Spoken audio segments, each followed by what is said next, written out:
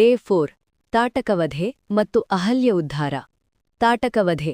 ಮಹರ್ಷಿ ವಿಶ್ವಾಮಿತ್ರರೊಂದಿಗೆ ಅರಣ್ಯಕ್ಕೆ ಬಂದಿದ್ದ ಶ್ರೀರಾಮ ಮತ್ತು ಲಕ್ಷ್ಮಣರು ಯಜ್ಞವನ್ನು ರಕ್ಷಿಸಲು ಸಜ್ಜಾಗಿದ್ದರು.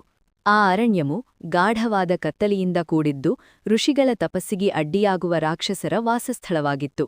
ಅಲ್ಲಿ ತಾಟಕ ಎಂಬ ಭಯಾನಕ ರಾಕ್ಷಸಿ ವಾಸವಾಗಿದ್ದಳು. ಆಕೆ ಅತಿ ಶಕ್ತಿಶಾಲಿಯಾಗಿದ್ದು ತನ್ನ ಗರ್ಜನೆ ಮತ್ತು ಮಾಯಾಶಕ್ತಿಯಿಂದ ಋಷಿಗಳ ಯಜ್ಞಗಳನ್ನು ಹಾಳುಮಾಡುತ್ತಿದ್ದಳು. ಯಜ್ಞವೇ ಧರ್ಮದ ಆಧಾರವಾದುದರಿಂದ ಅದನ್ನು ರಕ್ಷಿಸುವುದು ಅತ್ಯಂತ ಮುಖ್ಯವಾಗಿತ್ತು. ವಿಶ್ವಾಮಿತ್ರರು ರಾಮನಿಗೆ ಹೇಳಿದರು, ರಾಮ, ಧರ್ಮವನ್ನು ಕಾಪಾಡುವುದು ಕ್ಷತ್ರಿಯನ ಕರ್ತವ್ಯ. ತಾಟಕೆಯು ದುಷ್ಟಶಕ್ತಿಯ ಪ್ರತಿರೂಪ, ಆಕೆಯನ್ನು ಸಂಹರಿಸಬೇಕು. ಮೊದಲಿಗೆ ರಾಮನು ಸಂಕೋಚಪಟ್ಟನು. ಗುರುವೇ, ಆಕೆ ಸ್ತ್ರೀಯಲ್ಲವೇ? ಒಬ್ಬ ಸ್ತ್ರೀಯನ್ನು ಹೇಗೆ ಸಂಹರಿಸಲಿ? ಆಗ ವಿಶ್ವಾಮಿತ್ರರು ಧರ್ಮದ ಗಂಭೀರತೆಯನ್ನು ವಿವರಿಸಿದರು. ದುಷ್ಟತೆ ಯಾವ ರೂಪದಲ್ಲಿದ್ದರೂ ಅದು ದುಷ್ಟತೆಯೇ. ಧರ್ಮರಕ್ಷಣೆಯೇ ಪರಮಕರ್ತವ್ಯ. ಗುರುವಿನ ಮಾತುಗಳನ್ನು ಮನಗಂಡ ರಾಮನು ಧೈರ್ಯದಿಂದ ತನ್ನ ಬಾಣವನ್ನು ಹಾರಿಸಿದನು. ತಾಟಕೆಯು ವಿವಿಧ ಮಾಯೆಗಳನ್ನಾಡಿದರೂ ರಾಮನ ಧರ್ಮಬಲದ ಮುಂದೆ ಅವು ಫಲಿಸಲಿಲ್ಲ. ಕೊನೆಗೆ ರಾಮನು ತಾಟಕೆಯನ್ನು ಸಂಹರಿಸಿದನು. ಅರಣ್ಯವು ಶಾಂತವಾಯಿತು. ಋಷಿಗಳು ಸಂತೋಷಪಟ್ಟು ರಾಮನನ್ನು ಆಶೀರ್ವದಿಸಿದರು. ಈ ಘಟನೆಯಿಂದ ರಾಮನು ಕೇವಲ ಯೋಧನಲ್ಲ, ದಯಾಳು ದೇವಸ್ವರೂಪನೂ ಆಗಿದ್ದಾನೆಂಬುದು ಸ್ಪಷ್ಟವಾಯಿತು. ಅಹಲ್ಯ ಉದ್ಧಾರ. ಮುಂದೆ ಅವರು ಮಹರ್ಷಿ ಗೌತಮ ಮಹರ್ಷಿಯರ ಆಶ್ರಮಕ್ಕೆ ಬಂದರು. ಆ ಆಶ್ರಮವು ಒಂದು ಕಾಲದಲ್ಲಿ ಪವಿತ್ರ ತಪೋಭೂಮಿಯಾಗಿತ್ತು. ಆದರೆ ಶಾಪದ ಪರಿಣಾಮದಿಂದ ಅದು ನಿರ್ಜನವಾಗಿತ್ತು. ಅಲ್ಲಿ ಅಹಲ್ಯೆ ಶಾಪದಿಂದ ಕಲ್ಲಿನ ರೂಪದಲ್ಲಿ ಇದ್ದಳು.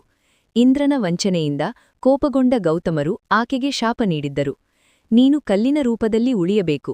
ಶ್ರೀರಾಮನ ಪಾದಸ್ಪರ್ಶದಿಂದ ಮಾತ್ರ ನಿನಗೆ ಮುಕ್ತಿ ಸಿಗುತ್ತದೆ ಎಂದು ಹೇಳಿದರು. ಶ್ರೀರಾಮನು ಆಶ್ರಮ ಪ್ರವೇಶಿಸಿದಾಗ ಅವನ ಪವಿತ್ರ ಪಾದಸ್ಪರ್ಶದಿಂದ ಕಲ್ಲು ಜೀವಂತವಾಗಿ ಪರಿವರ್ತಿತವಾಯಿತು. ಅಹಲ್ಯೆ ತನ್ನ ಮೂಲ ಸ್ವರೂಪವನ್ನು ಪಡೆದಳು.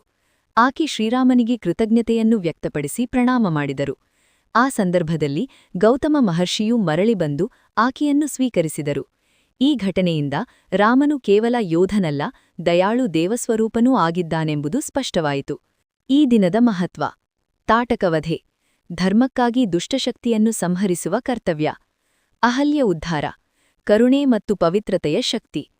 ರಾಮನ ವ್ಯಕ್ತಿತ್ವದ ಎರಡು ಮುಖಗಳು ಇಲ್ಲಿ ಕಾಣಿಸುತ್ತವೆ: ಧೈರ್ಯ ಮತ್ತು ನ್ಯಾಯ, ದಯೆ ಮತ್ತು ಶುದ್ಧತೆ. ಪಾಠಗಳು. ಧರ್ಮರಕ್ಷಣೆ ಪ್ರತಿಯೊಬ್ಬರ ಕರ್ತವ್ಯ. ದುಷ್ಟತೆ ಯಾವ ರೂಪದಲ್ಲಿದ್ದರೂ ಅದನ್ನು ಎದುರಿಸಬೇಕು. ಶುದ್ಧ ಹೃದಯ ಮತ್ತು ಸತ್ಯದಿಂದ ಶಾಪವೂ ನಿವಾರಣೆಯಾಗುತ್ತದೆ. ಧೈರ್ಯ ಮತ್ತು ಕರುಣೆ ಒಟ್ಟಿಗಿರಬೇಕು. ಈ ಮಾಹಿತಿ ನಿಮಗೆ ಉಪಯುಕ್ತವಾಗಿದೆ ಎಂದು ಭಾವಿಸುತ್ತೇನೆ. ವಿಡಿಯೋ ಇಷ್ಟವಾದಲ್ಲಿ ಲೈಕ್ ಮಾಡಿ, ಶೇರ್ ಮಾಡಿ ಮತ್ತು ಚಾನೆಲ್ಗೆ ಸಬ್ಸ್ಕ್ರೈಬ್ ಮಾಡುವುದು ಮರೆಯಬೇಡಿ.